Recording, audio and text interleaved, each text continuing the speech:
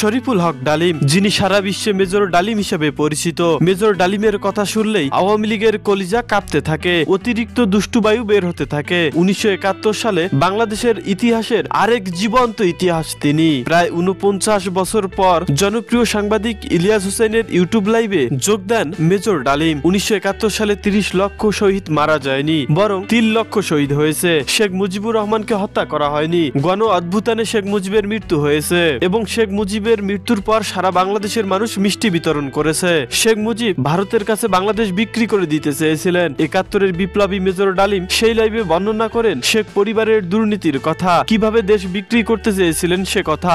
দর্শক, নিশ্চয় তার একটি পরিচিত কণ্ঠ মনে আছে সবার। আমি মেজর ডালিম বলছি। বাংলাদেশ থেকে স্বৈরাচার শেখ মুজিব এবং তার দোসরদেরকে উৎখাত করা হইয়াছে, এরকম একটি বক্তব্য এখন সোশ্যাল মিডিয়ায় ভেসে বেড়াচ্ছে।